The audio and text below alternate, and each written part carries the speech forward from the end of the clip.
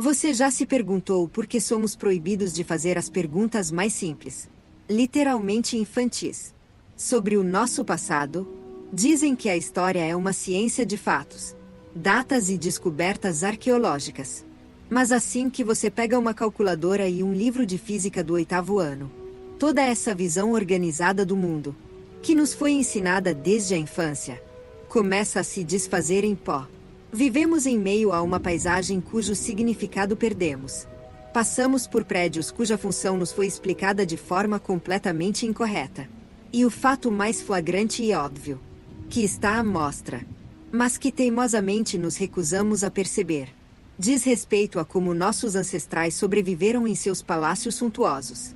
Dizem que geadas severas atingiram a Rússia e o norte da Europa nos séculos 18 e 19.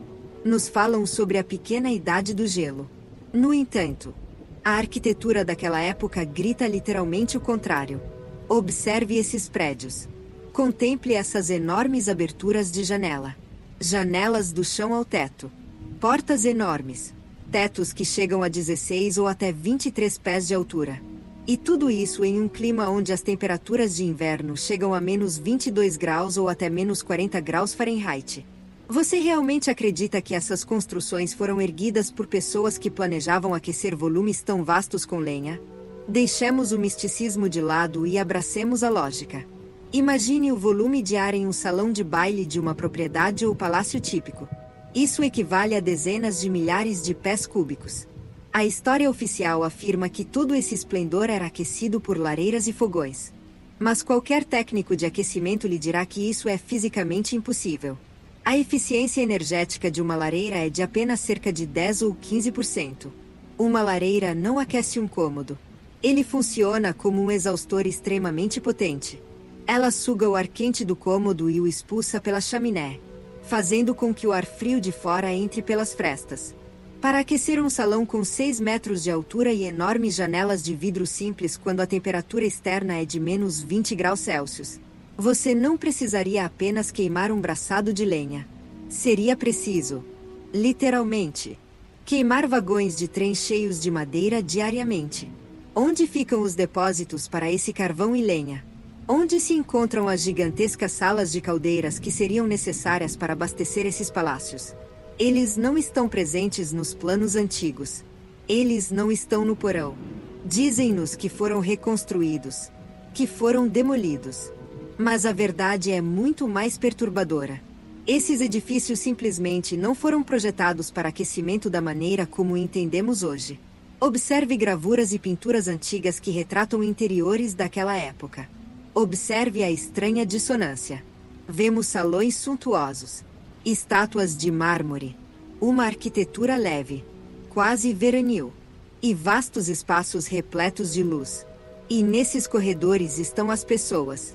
Mas como eles estão vestidos? Eles estão envoltos em casacos de pele, em grossos casacos rasteiros.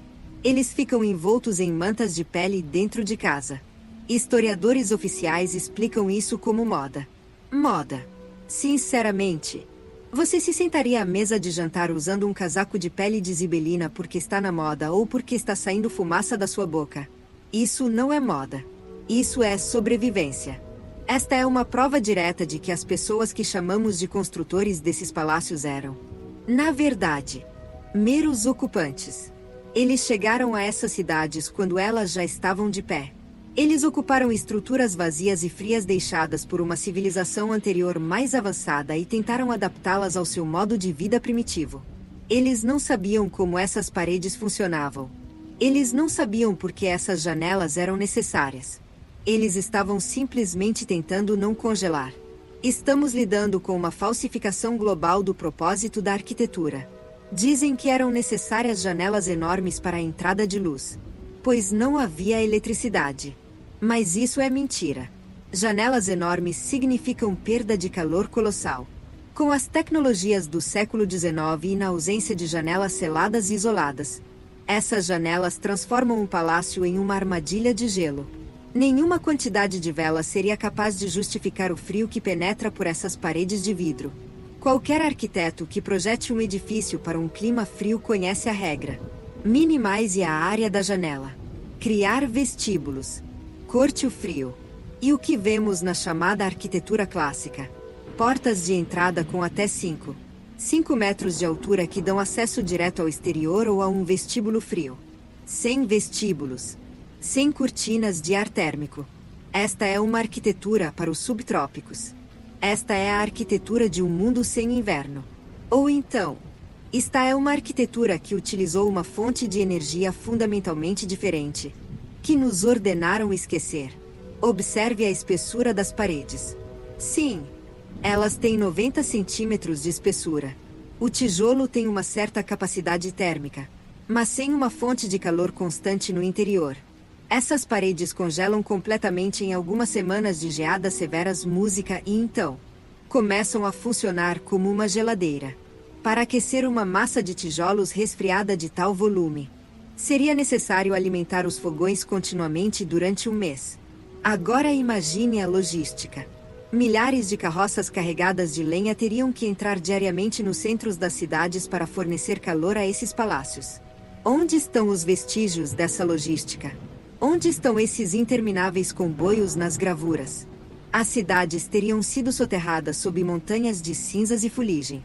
Mas em fotografias e pinturas antigas, vemos ruas limpas, neve branca e nenhuma fumaça saindo das chaminés. De fato, em muitos edifícios, as chaminés estão totalmente ausentes ou aparecem como superestruturas decorativas adicionadas posteriormente. Isso não é mera curiosidade. Trata-se de uma contradição técnica que não pode ser resolvida no âmbito da versão oficial da história. Somos obrigados a acreditar que nossos ancestrais eram idiotas que construíram casas na Sibéria e no norte da Europa seguindo projetos italianos, ignorando o clima. Mas nossos ancestrais não eram tolos. Eles eram mestres. Isso significa que esses edifícios foram construídos em um clima diferente ou projetados com tecnologias que perdemos ou que nos foram roubadas. Vemos vestígios de um culto à carga. Imagine um selvagem que encontrou um smartphone. Ele pode usá-lo como espelho ou para quebrar nozes, mas não entende como funciona. O mesmo aconteceu com a chamada nobreza do século XVIII. Mudaram-se para palácios já construídos. Arrumaram os seus móveis. Penduraram tapetes nas paredes para se aquecerem um pouco e começaram a instalar os seus rudimentares fogões a lenha, abrindo caminho através do estuque dos tetos para criar chaminés. Você já viu como as chaminés são construídas de forma grosseira em algumas propriedades de museus? Como é que as tubagens desfiguram as fachadas ao atravessarem janelas ou elementos decorativos? Isso não é uma solução de design. Trata-se de um reparo emergencial. Esta é uma tentativa de sobreviver em condições para as quais o edifício não foi adaptado. Os ocupantes chegaram às ruínas. Eles não construíram este mundo. Eles a herdaram após alguma catástrofe. E eles tentaram desesperadamente esconder esse fato reescrevendo crônicas e inventando contos de fadas sobre grandes arquitetos que supostamente projetaram essas criptas de gelo para bailes e mascaradas. Mas a física não pode ser enganada. A condutividade térmica dos materiais, o volume de ar e o poder calorífico da lenha são testemunhas que não podem mentir. E seus depoimentos desmentem completamente a versão oficial do passado. Deixemos as emoções de lado e voltemos à linguagem fria dos números e da física térmica, que desmascara histórias de bolas iluminadas por velas com mais eficácia do que qualquer arma. A história oficial tenta nos convencer de que o aquecimento de gigantescos complexos palacianos era feito com lenha. Dizem que eles tinham muitos criados e muita lenha.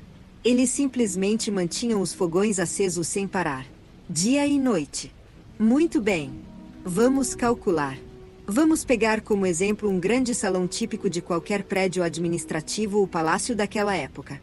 A área, digamos, é de 2.000 pés quadrados. A altura do teto, modestos 16 pés. Isso dá 32.000 pés cúbicos de ar. Agora, vamos relembrar a condutividade térmica. Vidros simples em janelas gigantescas. Ausência de isolamento nas paredes. Enormes vãos nas portas. Para manter uma temperatura de pelo menos 64 graus Fahrenheit em um volume desse tipo, com uma temperatura externa de menos 13 graus Fahrenheit, é necessária uma potência térmica constante de aproximadamente 100 Joule. Se convertermos isso em lenha, Considerando a baixíssima eficiência dos fogões e lareiras daquela época, os números se tornam fantásticos. 1 quilograma. Aproximadamente 2 libras. De madeira seca libera uma certa quantidade de calor quando queimada. Mas um fogão a tijolos absorve apenas uma pequena fração, enquanto uma lareira expulsa 90% do calor pela chaminé. Para aquecer apenas um salão desse tipo, seria necessário queimar aproximadamente 110 libras de lenha por hora. Isso equivale a meia tonelada de lenha por dia para apenas um cômodo. E em um palácio, existem dezenas, às vezes centenas, de cômodos como esses. Multiplicando 1.100 por 50 quartos, obtemos 25 toneladas de lenha por dia. Isto é um vagão ferroviário completamente carregado ou uma procissão de 50 carroças de camponeses. Você consegue imaginar essa logística? Todos os dias, uma interminável caravana de madeira tinha que parar na entrada principal das residências imperiais ou das propriedades nobres. O pátio teria que ser transformado em um depósito de madeira. Mas onde isso se encontra nas pinturas? Onde estão as montanhas de serragem e lascas de madeira? Onde estão os homens ocupados com seus machados? Eles estão ausentes. Ao redor dos palácios reina uma limpeza impecável. Gramados impecáveis. Senhoras passeando. Estão mentindo para nós diretamente. Mostraram-me uma imagem que é fisicamente impossível. Vamos continuar. O problema do descarte de resíduos. Queimar 25 toneladas de lenha por dia deixa para trás toneladas de cinzas e brasas. Para onde foi tudo isso? Todos os dias, dezenas de cestos de cinzas sujas e empoeiradas tinham de ser retirados do palácio. Imagine esse processo dentro de edifícios adornados com mármore branco, seda e dourado. A fuligem é um pó finamente disperso. Penetra em tudo. Após um mês de aquecimento tão intenso, todo o estuque, todas as pinturas, todas as tapeçarias ficariam cobertos por uma camada oleosa de fuligem preta. Mas os restauradores, ao removerem as camadas de tinta, encontram cores vivas e vibrantes por baixo delas. Esses interiores não foram expostos à fuligem de fogões a lenha por séculos, até que esses mesmos ocupantes se mudaram para lá. Foram eles que começaram a derrubar paredes e instalar seus feios fogões a lenha. E foi com a chegada deles que começou a era da sujeira e da fuligem, que mais tarde, vergonhosamente, foi pintada por cima. Outro argumento decisivo é o oxigênio. A física da combustão requer uma quantidade enorme de ar. Lareiras com essa potência funcionam como bombas gigantes. Para queimar 1 tonelada de lenha, é necessário bombear milhares de metros cúbicos, dezenas de milhares de pés cúbicos de ar através da câmara de combustão. De onde vem esse ar? Do quarto. E entra no quarto vindo de fora. Isso cria um efeito de túnel de vento. Quanto mais intensamente você atiçar a lareira, mais forte será a corrente de ar gelado que varrerá o chão, vinda das janelas e portas em direção ao fogo. Isso resulta em uma situação absurda. Seu rosto arde por causa das chamas, enquanto suas costas estão cobertas de gelo devido à corrente de ar. Viver num quarto assim no inverno é impossível. Não é reconfortante. É uma tortura. Os arquitetos do passado, se estivessem realmente construindo isso para o inverno, teriam projetado um sistema complexo de ventilação com ar fresco aquecido. Mas está ausente. Os canais de ventilação em edifícios antigos são dispostos como se tivessem sido projetados para a circulação natural do ar em um clima quente. Música não para combater as geadas siberianas. Observe o contraste com a arquitetura de sobrevivência real. Observe a cabana de madeira de um camponês. Ali se vê a lógica de um clima frio. Uma pequena casa de madeira. Janelas minúsculas cobertas com palha de boi ou micica. Uma porta baixa. Um batente alto para reter o calor e um enorme fogão russo onde as pessoas dormem, ocupando metade da casa. Isso é racional. Esta construção foi feita para resistir a menos 30 graus Celsius. E nas proximidades ergue-se um palácio com janelas do chão ao teto, cúpulas de vidro e fileiras de salas onde o vento sopra livremente. Quem em sã consciência construiria uma estufa de vidro para habitação humana em uma zona agrícola de alto risco? É como viver numa tenda no Monte Everest. Esse contraste gritante entre a arquitetura popular e a chamada arquitetura de elite prova apenas uma coisa: esses dois tipos de estruturas pertencem a épocas e civilizações diferentes. As cabanas de madeira foram construídas por aqueles que estavam sobrevivendo aqui e agora. Os palácios foram construídos por aqueles para quem o clima era completamente diferente ou por aqueles que possuíam tecnologia de aquecimento sem chamas que não exigia a queima de florestas. Preste atenção em como os fogões estão posicionados em prédios antigos. Frequentemente, ficam posicionadas nos cantos, cobrindo o belo estuque e quebrando a simetria dos corredores. As chaminés são abertas de forma rudimentar através das abóbadas. E por vezes a ventilação é feita através de janelas. Isto é um sinal claro de uma renovação do século XIX. O projeto original do edifício não incluía esses fogões. O edifício era um organismo perfeitamente harmonioso. Então chegaram os novos proprietários, que estavam congelando. Eles começaram a colocar fogões onde quer que pudessem, só para se aquecerem. Eles não entendiam como funcionava o sistema original de controle climático, que talvez estivesse embutido nas próprias paredes, nas conexões metálicas, nas estruturas da cúpula. Observamos indícios de uma adaptação precipitada de habitações de alta tecnologia a tecnologias primitivas de queima de madeira. É como se uma locomotiva a vapor fosse adaptada a um carro elétrico moderno, com o capô aberto para uma chaminé. Por fora, ainda parece bonito, mas por dentro é ruína e fuligem. E aqui chegamos à questão mais interessante. Se não for lenha, então o quê? Se as lareiras não eram originalmente para queimar lenha, para que serviam? Note-se a ausência de cinzeiros nas lareiras antigas. Observe as paredes metálicas do fundo, adornadas com ornamentos complexos. Não são apenas decorações. Esses são elementos de um dispositivo técnico. A ciência oficial silencia sobre isso ou murmura algo vago sobre funções decorativas. Mas sabemos que, em arquitetura, o funcionalismo é sempre primordial.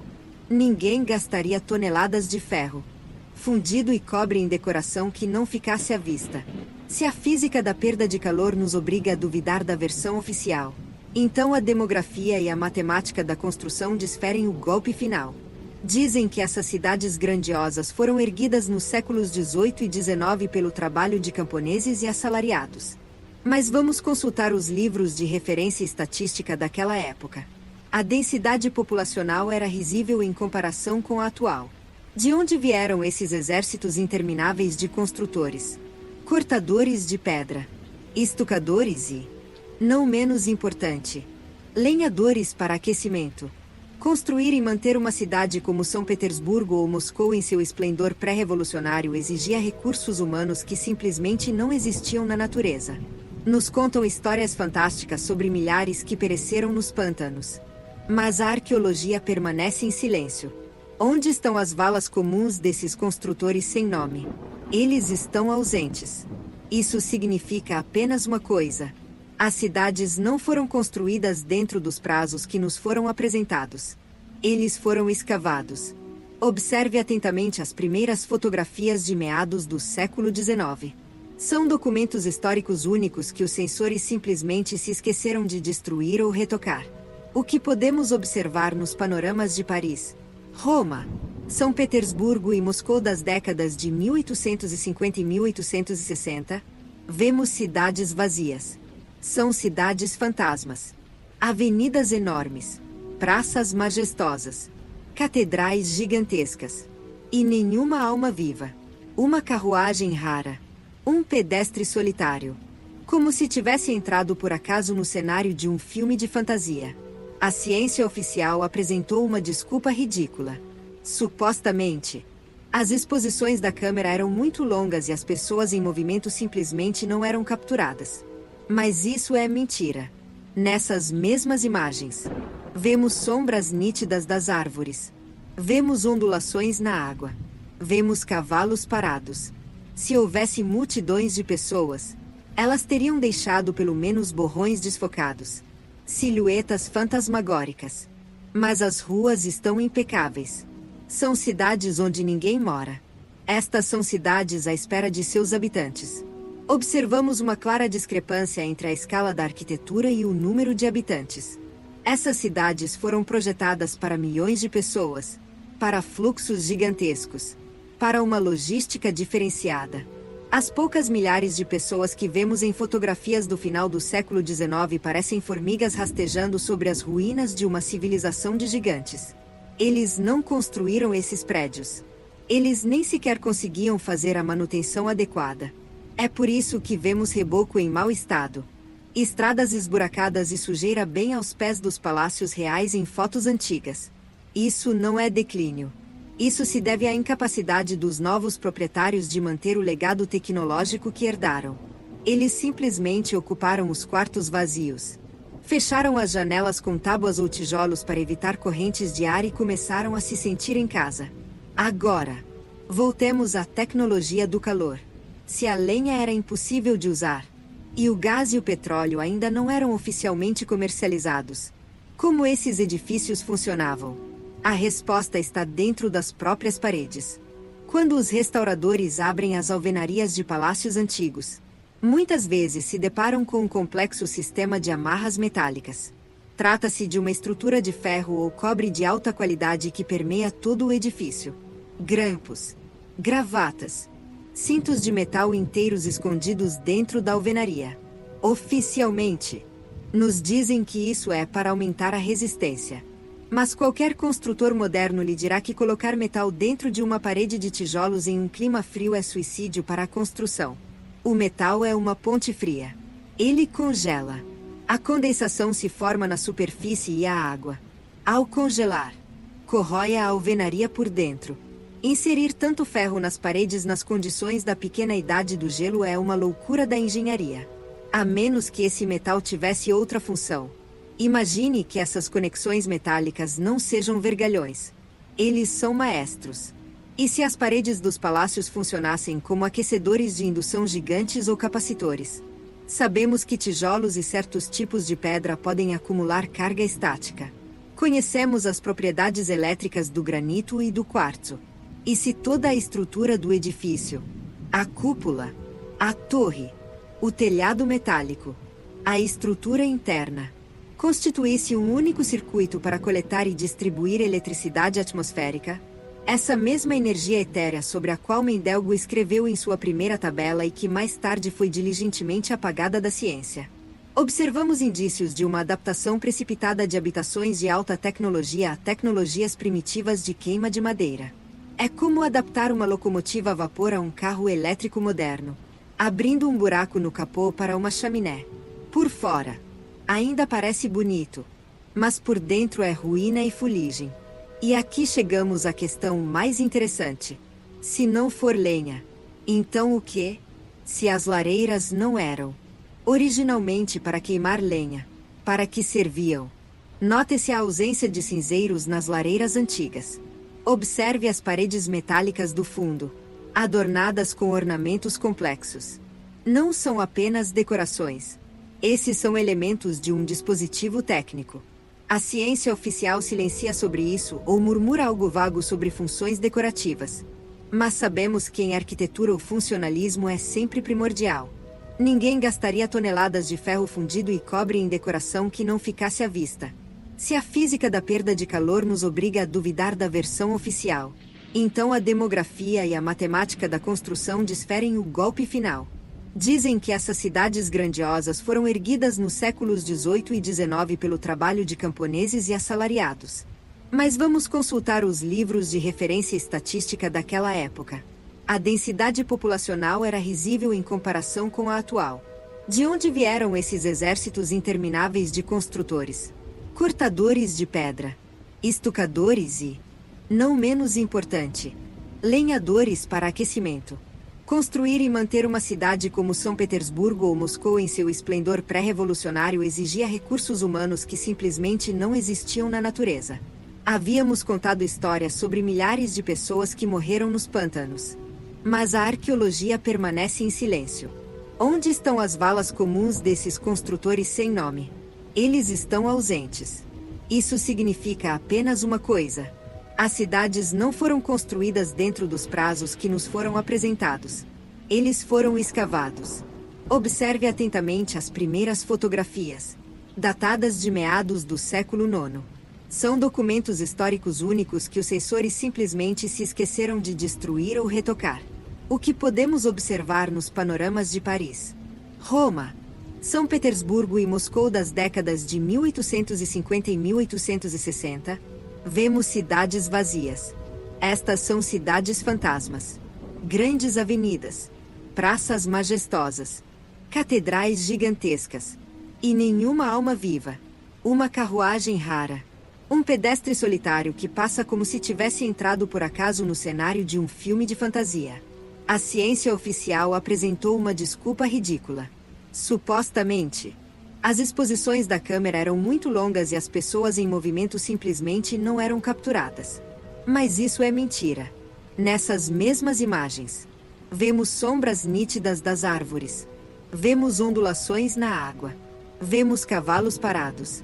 Se houvesse multidões de pessoas, elas teriam deixado pelo menos borrões desfocados. Silhuetas fantasmagóricas. Mas as ruas estão impecáveis. São cidades onde ninguém mora. Estas são cidades à espera de seus habitantes. Observamos uma clara discrepância entre a escala da arquitetura e o número de habitantes. Essas cidades foram projetadas para milhões de pessoas, para fluxos gigantescos, para uma logística diferenciada. As poucas milhares de pessoas que vemos em fotografias do final do século XIX parecem formigas rastejando sobre as ruínas de uma civilização de gigantes. Eles não construíram esses prédios. Eles nem sequer conseguiam fazer a manutenção adequada. É por isso que vemos reboco gasto, estradas esburacadas e sujeira música bem aos pés dos palácios reais em fotos antigas. Isso não é declínio. Isso se deve à incapacidade dos novos proprietários de manter o legado tecnológico que herdaram. Eles simplesmente ocuparam os quartos vazios. Fecharam as janelas com tábuas ou tijolos para evitar correntes de ar e começaram a se sentir em casa. Agora, voltemos à tecnologia do calor. Se a lenha era impossível de usar e o gás e o petróleo ainda não eram oficialmente comercializados, como esses edifícios funcionavam? A resposta está dentro das próprias paredes. Quando os restauradores abrem as alvenarias de palácios antigos, muitas vezes se deparam com um complexo sistema de amarras metálicas. Trata-se de uma estrutura de ferro ou cobre de alta qualidade que permeia todo o edifício. Grampos, gravatas, cintos de metal inteiros escondidos dentro da alvenaria. Oficialmente, nos dizem que isso é para aumentar a resistência. Mas qualquer construtor moderno lhe dirá que colocar metal dentro de uma parede de tijolos em um clima frio é suicídio para a construção. O metal é uma ponte fria. Ele congela. Forma-se condensação sobre ele. E a água, ao congelar, corrói a alvenaria por dentro. Inserir tanto ferro nas paredes nas condições da pequena idade do gelo é uma loucura da engenharia. A menos que esse metal tivesse outra função. Imagine que essas conexões metálicas não sejam vergalhões. Eles são maestros. E se as paredes dos palácios funcionassem como aquecedores de indução gigantes ou capacitores? Sabemos que tijolos e certos tipos de pedra podem acumular carga estática. Conhecemos as propriedades fosfoelétricas do granito e do quartzo. E se toda a estrutura do edifício, a cúpula, a torre, o telhado metálico, a estrutura interna, constituísse um único circuito para coletar e distribuir eletricidade atmosférica, essa mesma energia etérea sobre a qual Mendelgo escreveu em sua primeira tabela e que mais tarde foi diligentemente apagada da ciência. Em um sistema assim, as paredes aqueceriam por dentro, irradiando calor infravermelho suave de maneira uniforme. Eles não precisariam de radiadores. O próprio edifício era um grande radiador. Isso explica a ausência de fuligem, a ausência de armazenamento de carvão, as janelas gigantescas. A perda de calor não será assustadora se a energia for gratuita e ilimitada. E as roupas leves das pessoas nas pinturas. Eles viviam em um campo aquecido gerado pela própria casa. Mas então houve uma falha. Uma catástrofe. Uma guerra. Uma inversão dos polos. Chame isso do que quiser. A fonte de energia secou ou foi desligada. As centrais de geração de energia, que hoje chamamos de catedrais e templos, pararam de funcionar. Os edifícios arrefeceram. E nesse mundo frio e morto, chegaram os sobreviventes ou novos colonizadores. Eles não entendiam por que havia ferro nas paredes. Eles simplesmente viram pedras frias e começaram a construir fogões. É esse momento de transição de uma civilização altamente tecnológica para uma civilização do fogo e da fumaça que aceitamos como a história da arquitetura. E há ainda outro fato que não pode ser ignorado: a chamada camada cultural. Suba até qualquer palácio ou prédio antigo no centro da cidade. Olhe para baixo. Você verá janelas que se estendem até o chão. Nos dizem, bem, a camada cultural cresceu. As pessoas jogaram lixo. Asfalto foi colocado sobre asfalto. Sinceramente, você acredita que o nível do solo subiu de 3 a 4 metros? O que é uma grande história. Porque os varredores de rua não fizeram seu trabalho direito. Isso é um absurdo. Para o nível do solo subir 3 pés, aproximadamente 90 centímetros, seriam necessários séculos sem a remoção de esterco e lixo. Mas estes são palácios imperiais. As calçadas foram lavadas com sabão naquele local. Não existe uma camada cultural. Há consequências de uma inundação catastrófica. Um deslizamento de terra. Aquela chuva de argila ou enchente de lama que soterrou os primeiros andares de edifícios em todo o mundo. Ao escavarmos esses edifícios hoje, encontramos portas e janelas completas, com molduras e vidros, que dão para uma estrutura de argila densa. Quem constrói uma janela em um porão que encosta no chão? Ninguém. Esses eram os primeiros andares. E o que hoje consideramos subsolo eram os andares técnicos. E talvez fosse ali, em profundidade, enterradas na argila, que se localizavam as próprias instalações que alimentavam o sistema de aquecimento atmosférico. Caminhamos pelos telhados de uma civilização enterrada, tentando nos aquecer junto a uma fogueira no sótão de um arranha-céu. E chamamos isso de progresso. Estamos acostumados a pensar que o mundo está dividido por fronteiras, culturas e épocas. Dizem que a Rússia significa arquitetura de madeira, a América significa wigwams e cowboys, e a Austrália significa condenados e canguros. Mas, assim que você abre álbuns de fotos antigos de cidades do século XIX, essa ilusão de diversidade se desfaz. Você verá a mesma imagem em todos os lugares. Melbourne, São Francisco, OMS, Kiev, Cidade do Cabo, Buenos Aires. A mesma arquitetura antiga permanece em todos os lugares. As mesmas colunas, os mesmos pórticos, as mesmas janelas gigantescas, as mesmas cúpulas. Trata-se de um padrão arquitetônico unificado que abrange todo o planeta. A história oficial tenta explicar isso como uma tendência ao classicismo. Mas pense por um segundo.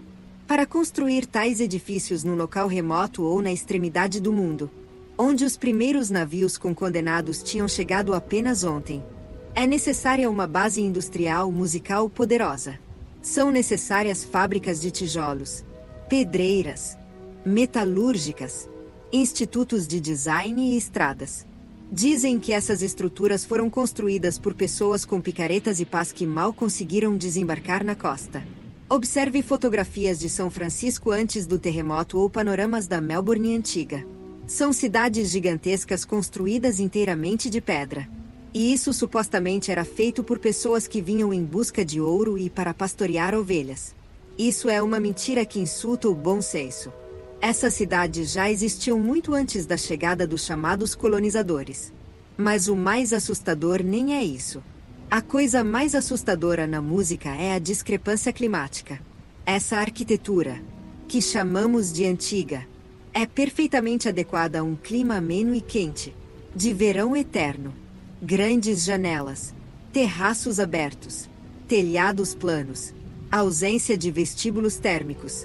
Esta é a arquitetura de um mundo onde não havia inverno. E esse mundo existiu até bem recentemente. Uma catástrofe global disfarçada sob termos como pequena era glacial ou inundações locais mudou tudo. Uma inversão dos polos. O impacto de um corpo celeste ou o uso de armas superpoderosas. Não sabemos a causa exata, mas vemos as consequências. O clima mudou drasticamente. Onde ontem os jardins floresciam, hoje a geada atingiu temperaturas de 40 graus abaixo de zero. Perafrost cobria vastos territórios, congelando instantaneamente mamutes com grama verde em seus estômagos. E da mesma forma, congelou essas cidades majestosas. Palácios transformados em criptas de gelo. Belas fontes foram destruídas pelo gelo. As pessoas que sobreviveram a esse inferno ficaram presas. Tinham paredes, mas não tinham o aquecimento. Eles tinham a tecnologia, mas a fonte de energia foi cortada.